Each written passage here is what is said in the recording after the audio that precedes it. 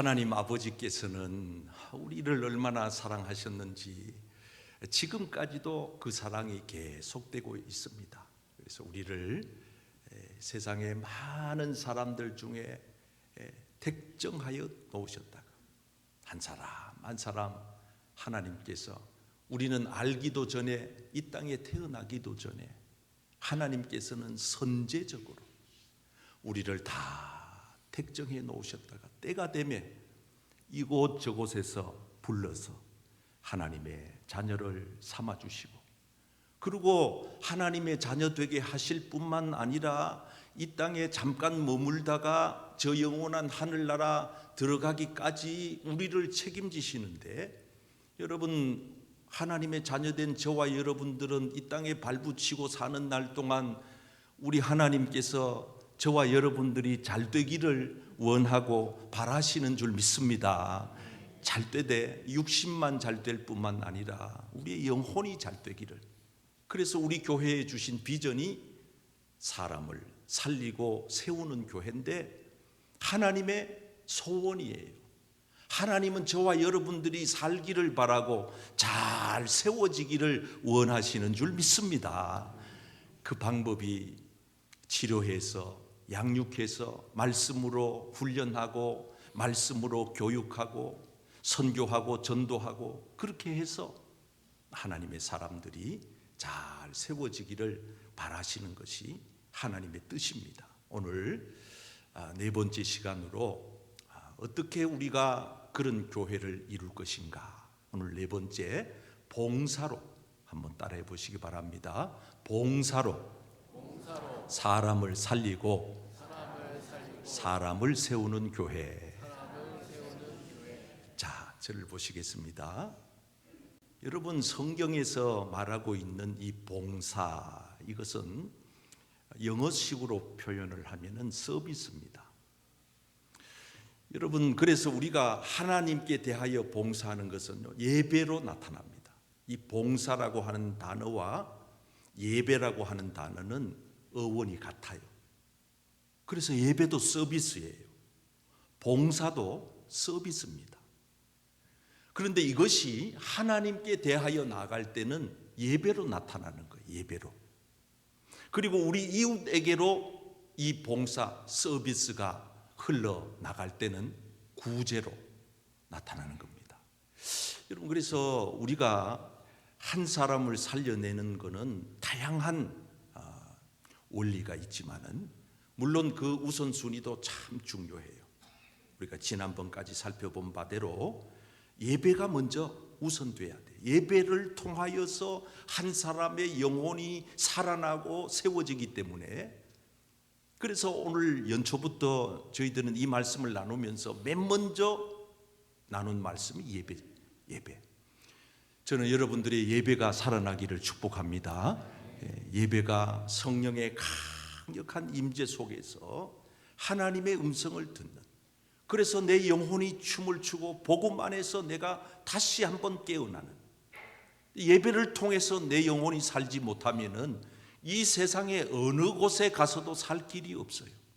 그래서 예배, 성도에게 있어서는 예배가 가장 목숨같이 중요하다 하는 것이고, 그 다음에 우리가 하나님의 말씀을 잘 양육받아야 돼.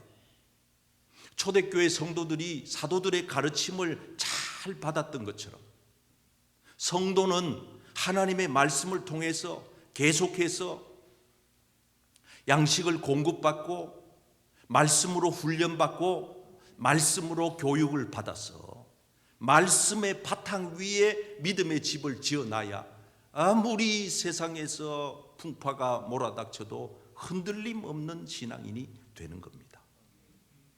그리고 여러분, 우리가 내 영혼이 살고 내 영혼이 잘 세워지는 이유가 뭐예요? 나 혼자 잘 먹고 잘 살려고? 아니에요. 하나님은 우리를 그렇게 세우고 살려서 퍼내라는 거예요. 그게 바로 선교입니다. 멀리 퍼내면은 선교. 타문화권에 가서 선교사님들이 복음을 전하잖아요. 내가 영혼이 충만하니까 그 충만한 것을 갖다가 저 이웃 나라에 가서 낯선 외지에 가가지고 복음을 전하는 것 아니겠습니까? 가까이 퍼내는 것은 전도라 그랬습니다. 그래서 우리는 같은 문화권에 있는 사람들에게 복음을 잘 전해서, 그래서 나 혼자 사는 것이 아니고 내가 사니까 우리 아버지도 살고, 내가 사니까 우리 형제들도 살고, 내가 사니까 우리 자식도 살고, 내가 사니까 주변의 이웃들도 같이 살아나는. 그래서 여러분, 하나님의 거룩한 뜻이 저와 여러분들을 통하여 지금도 이 땅에서 이루어져 가고 있는 줄 믿습니다. 그래서 우리가 지난주까지 말씀을 나누면서 그 말씀의 내용이 그런 말씀이에요. 그래서 오늘은 우리가 어떻게 사람을 살리고 세우는가, 봉사를 통해서. 봉사는 서비스인데 서비스를 통하여서 한 영혼이 살아나고 한 공동체가 살아나는 그런 이 교회의 봉사에 관한 말씀을 함께 나누려고 하는데, 여러분, 저와 여러분들이 이 말씀을 잘 듣고 마음판에 새기셔서 여러분 심령도 살아날 뿐만 아니라 우리 교회가 새롭게 일어서는 그런 귀한 말씀이 되기를 주님의 이름으로 축복합니다. 자, 한번 읽어보시겠습니다. 첫 번째입니다. 시작. 사람을 살리고 사람을 세우려면 성령의 도움으로 봉사해야 합니다. 굉장히 중요한 말씀이에요. 성령의 도움으로. 여러분, 일반 봉사와 교회 봉사의 가장 두드러진 차이점은 성령의 도우심을 받고 봉사하느냐 그렇지 못하냐 하는 것에 달려 있습니다. 성령님의 도움을 받고 내가 하나님께 서비스 예배하느냐, 아니면 내 인위적으로 내 감정대로 내가 지금까지 해온 습관대로 그냥 예배하느냐. 수천 년 그렇게 예배해도 하나님은 그런 예배에는 전혀 관심이 없으십니다. 그러나 단 한 번 하나님께 예배를 드릴지라도 성령님의 도우심을 받고 성령의 기름 부음을 받아서 성령의 임재하심 속에 하나님 앞에 신령과 진정으로 예배를 드리면 그 예배는 하나님께서 기뻐 받으시는 산 예배가 될 줄 믿습니다. 성령의 도우심을 받고 이 시간 예배하는 저와 여러분 되기를 축복합니다. 여러분, 성령님의 도우심을 받고 우리는 이웃을 섬겨야 됩니다. 여러분, 세상에 많은 구제 활동들이 있습니다. 그런데 성령의 도움 전혀 없이 그냥 인위적으로 하는 겁니다.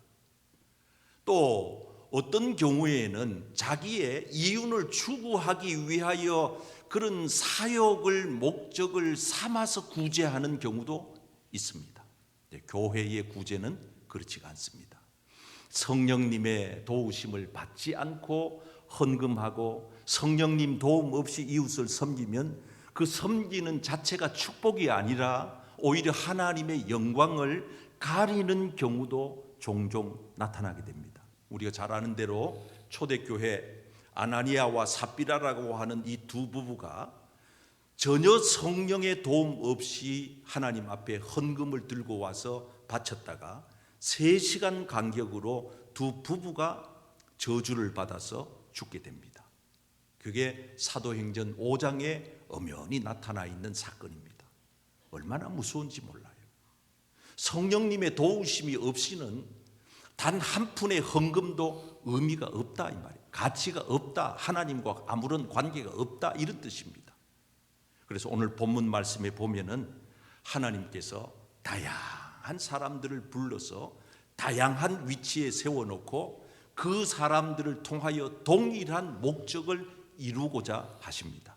어떤 사람은 사도로, 어떤 사람은 선지자로, 어떤 사람은 복음 전하는 자로, 즉 선교사로, 어떤 사람은 목사와 교사로, 장로, 집사, 권사로 삼으셨으니 하나님께서는 교회 공동체 안에 다양한 사람들을 부르십니다. 그 부르시는 분이 하나님이십니다. 우리가 하고자 한다고 해서 어떤 대기업에서 직장의 사원을 채용하는 채용 공고를 보고 우리가 지원해서 된 게 아닙니다.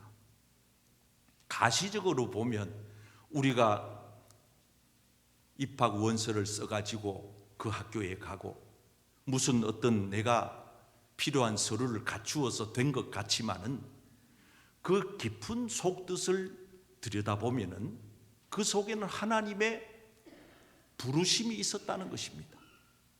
그런데 이렇게 다양한 공동체를 형성해 놓고 하나님은 그 목적을, 동일한 목적을 말씀하시는데 봉사의 일을 하라고 하셨다는 겁니다. 그래서 교회 세워라. 그래서 하나님의 나라를 세워라. 뭐를 통해서? 봉사를 통해서. 여러분, 그래서 우리가 이 봉사를 잘해야 됩니다. 첫째, 이 봉사는요 전적으로 성령의 도우심을 받아서 해야 합니다. 그래서 성경에 보면 하나님의 성령으로 봉사하며, 영어 성경에는 이 말을 예배하며 이렇게 표현을 합니다. 그러니까 여러분, 우리가 예배를 드리는 것도 하나님 앞에 봉사하는 것인데 이것도 내 의지대로 하면 안 되고 하나님의 성령의 도우심을 받아서 예배를 드려야 된다, 그 뜻입니다. 여러분, 교회의 전반적인 모든 사역은 내 경험이 우선시 되면 안 됩니다. 스게라 선지자는 내 능력으로 되는 게 아니다. 다른 세상의 영역은 자기 능력으로 어느 정도까지는 될 수가 있습니다. 그러나 교회라고 하는 이 신령한 공동체는 다릅니다. 아무리 자기 재주가 탁월하다 하여도 그 능력으로 하는 게 아닙니다. 그 힘으로 하는 게 아닙니다. 자기가 배운 지식으로 하는 게 아닙니다. 물질로 하는 게 아닙니다. 여러분, 하나님이 세우신 교회는 오직 성령의 능력으로 감당해야 할 줄 믿습니다. 초대교회는 이 사실을 명확히 알았습니다. 내 힘으로 하는 게 아니다. 성령의 도우심으로 감당해야 되는 일이다. 그래서 초대교회 공동체는 이를 놓고 부르짖어 기도했습니다.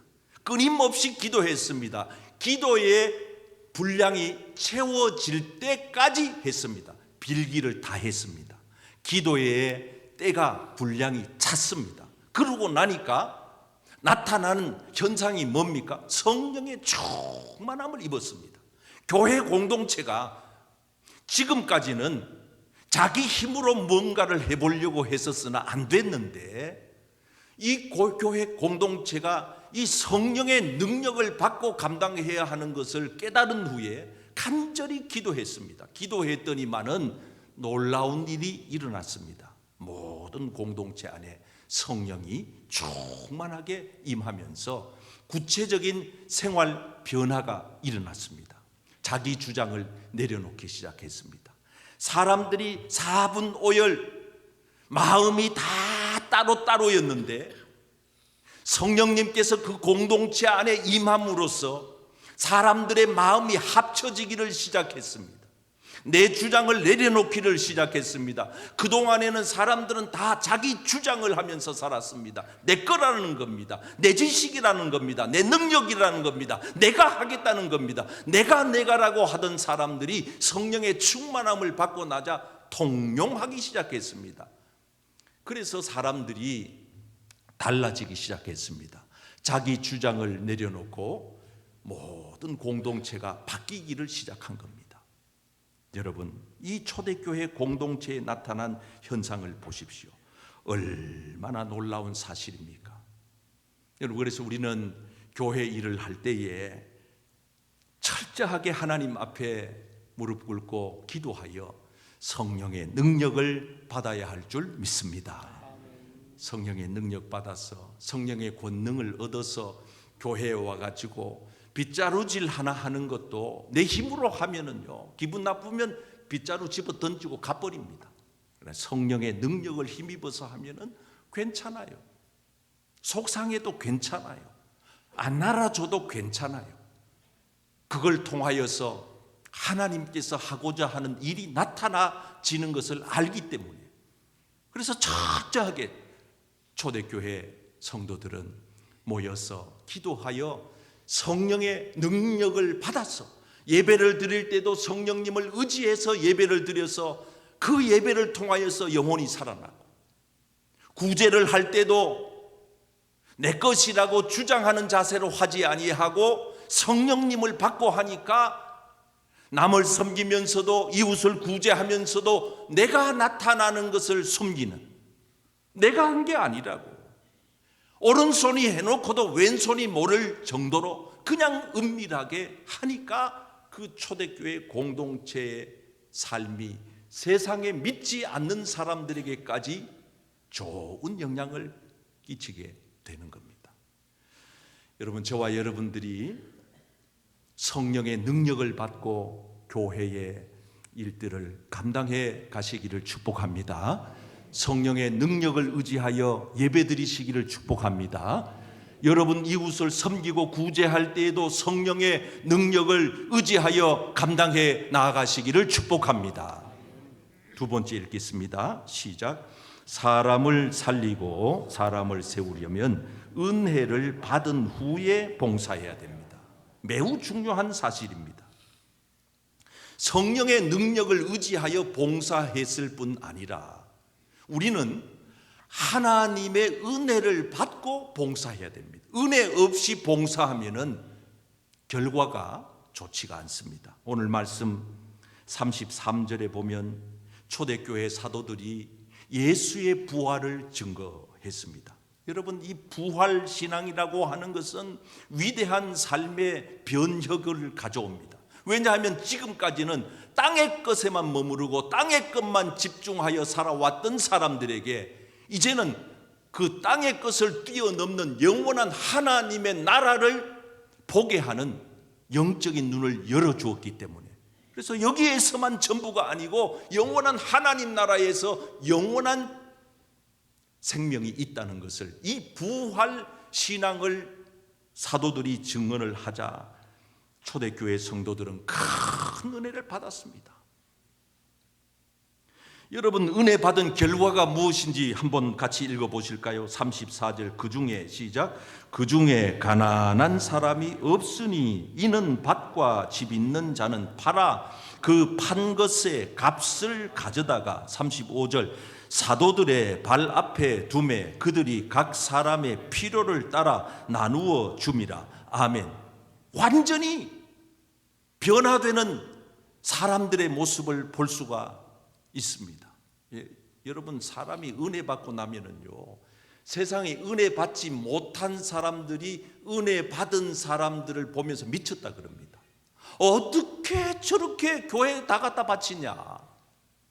여러분, 초대교회 교인들이 자기 것을 주장하여 내 것이라고 주장하지 않을 뿐만 아니라 어떤 사람은 극단적인 행동까지 하는 겁니다. 집도 팔아, 밭도 팔아, 다 팔아서 어떻게 했다고요?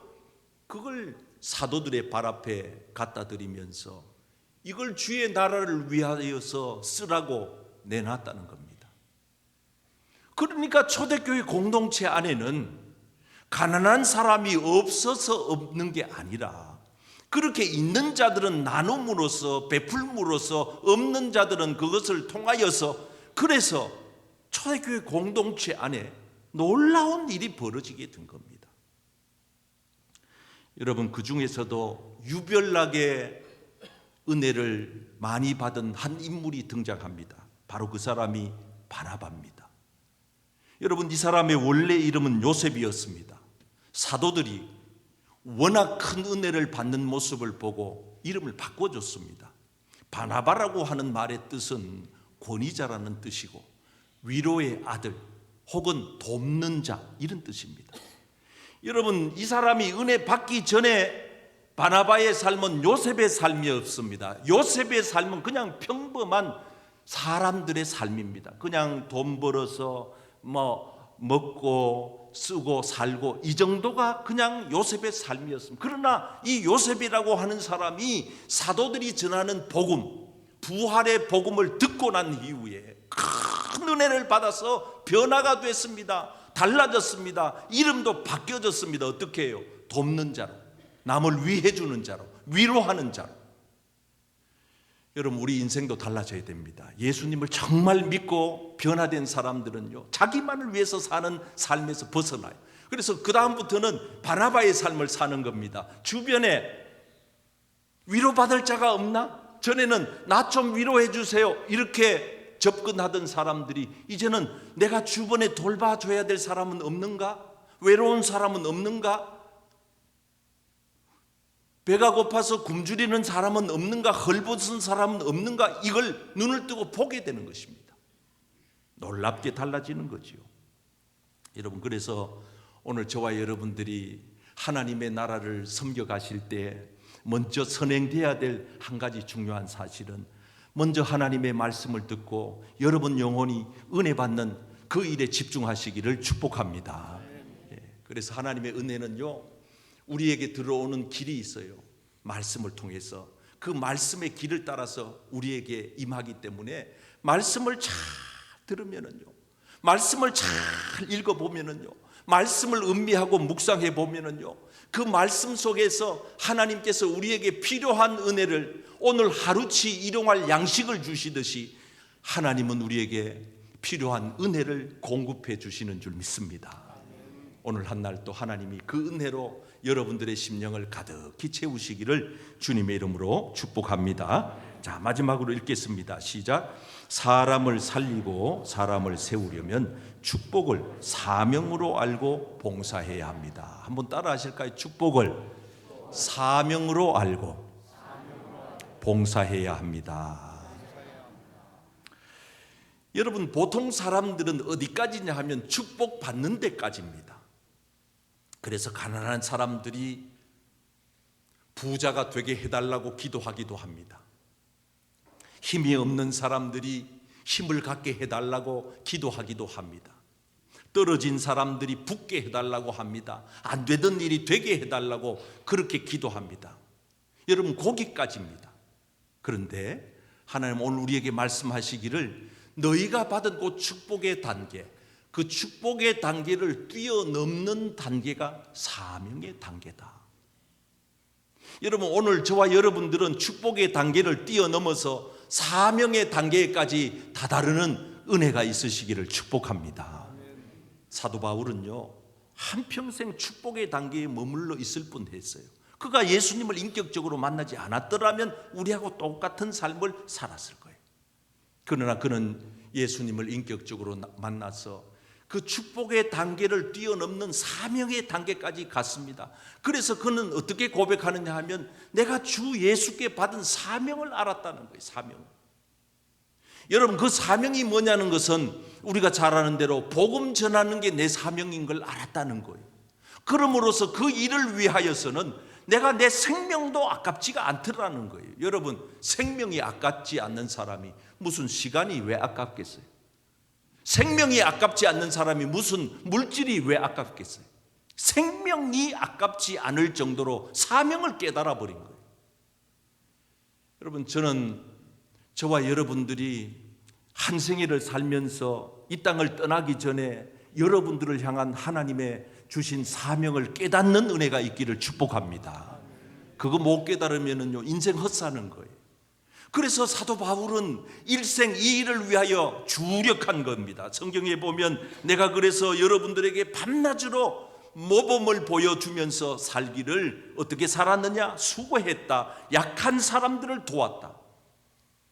여러분, 수고도 같은 수고가 아닙니다. 나만을 위한 수고냐? 주님이 원하시는 수고냐? 약한 사람들을 돕는 것도 똑같은 돕는 게 아닙니다. 세상적인 사람들이 돕는 도움이냐? 성령 안에서, 복음 안에서, 말씀 안에서 사명으로 알고 돕는 도움이냐, 구제냐, 이게 다 차원이 다른 것입니다. 우리는 받는 것이 축복인 줄 알았는데, 쌓는 것이 축복인 줄 알았는데, 하나님 우리에게 말씀하시기를 그거는 축복이기는 하지만 사명은 아니다. 사명은 뭐냐? 쌓아놓은 것을 퍼주는 거다, 나누는 거다, 베푸는 거다, 섬기는 거다, 하나님의 사랑을 보여주는 것이 사명이라고 말하고 있는 것입니다. 사랑하는 성도 여러분, 전 세계의 세상을 움직이는 위대한 인물 중에 한 사람 꼽으라 그러면 미국에서 오프라 윈프리라고 하는 여성을 꼽습니다. 대단한 영향을 끼친 인물이죠. 그의 생애에 대해서는 여러분들도 익히 다 아실 겁니다. 이분은 사명에 대해서 이렇게 정의를 했습니다. 첫째, 많이 가진 거 그건 축복으로만 머물지 마라. 그 축복의 단계를 뛰어넘어 사명인 줄 알아. 많이 배웠느냐? 못 배운 자를 위하여 어떻게 섬길까를 생각하고, 많이 가졌느냐? 못 가진 자를 위하여 어떻게 나눌 것인가를 생각하고, 힘이 있느냐? 많은 힘이 있느냐? 힘 없는 자를 위하여 어떻게 내가 섬길 것인가를 생각하라. 그게 사명이라는 거예요. 아파하는 것은 그건 고통이 아니라 사명이라는 거예요. 남보다 더 큰 아픔이 있다면 이거는 내가 짊어지고 가야 될 사명이라는 거예요. 부담되는 것이 있다면 그거는 강요가 아니고 사명이다. 여러분, 뭔가 몹시 부담스러운 일들이 있다면 그걸 떨쳐내려고 하지 말고 그걸 사명으로 알고 기꺼이 짊어지고 주님을 따라가시기를 축복합니다. 많은 사람들이 주님을 따르지만은 주님께서는 사명자의 길을 오라고 말씀하시면서 사명자의 길은 좁은 길이라고 말합니다. 많은 사람들이 다 떠나가지요. 넓은 길인 줄로 알고 높아지는 길인 줄로 알고 화려해지는 줄로 알고 그렇게 세상에서 모든 것을 다 얻을 수 있는 줄로 알고 주님을 따랐는데, 주님께서는 그런 넓은 길은 내가 너희에게 제시하는 길이 아니라고 말씀하시면서 나를 따라오려거든 좁은 길로 와야 된다고. 그게 생명길이라고, 그게 사명자의 길이라고. 예수님 제자들 가운데 그 얘기를 듣고 많이 떠나갔습니다. 그리고 예수님 제자들에게 말하기를, 너희가 나를 정말 따라오고 싶거든 자기 자신에게 주어진 십자가 사명을 지고 따르고 너 자신을 부인할 수 있으면 나를 따라오라고 말하는 것입니다. 사랑하는 성도 여러분, 오늘 저와 여러분들이 예수님을 따라가는 거 너무 편안하게 생각하지 말고 곤고하고 힘겹고 괴롭고 힘들어도 여러분 예수님 가신 그 길을 끝까지 잘 따라가시기를 주님의 이름으로 축복합니다. 내 주를 가까이 하게 함은, 주님을 가까이 하는 게 여러분 만만합니까? 쉽습니까? 가볍습니까? 아니에요.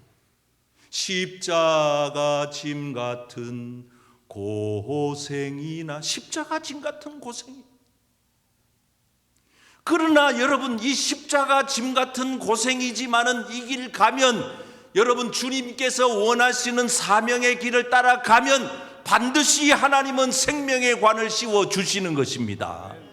그 사명자들의 길의 끝에 서 계신 주님은 저와 여러분들에게 씌워줄 영광의 면류관을 준비해 놓고 기다리고 계신 줄 믿습니다.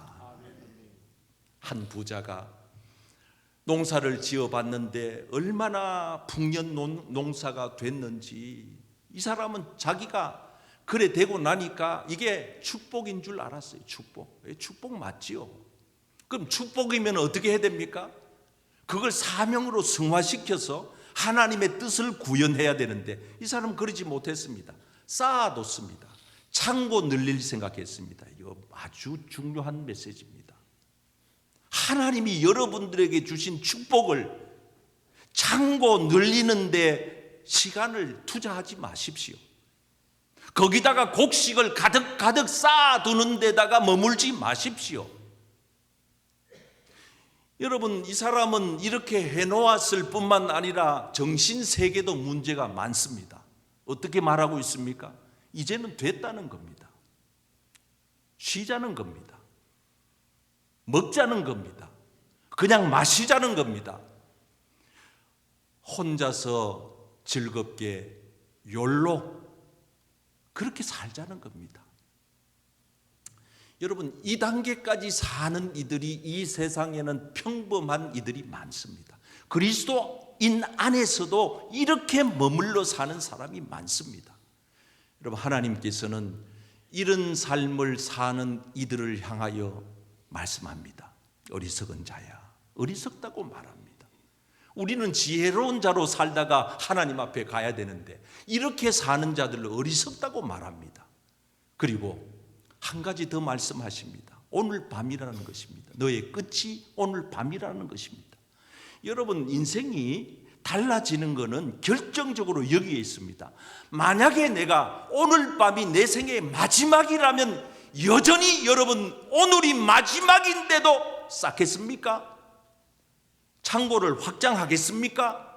그냥 먹고 마시다가 가겠습니까? 그래서 어리석다는 겁니다.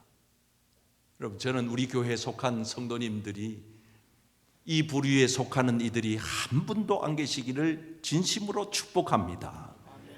어떻게 살아야 될까요? 이제 창고 여러분 그만 늘리십시오. 곡식 여러분 그만 쌓으십시오.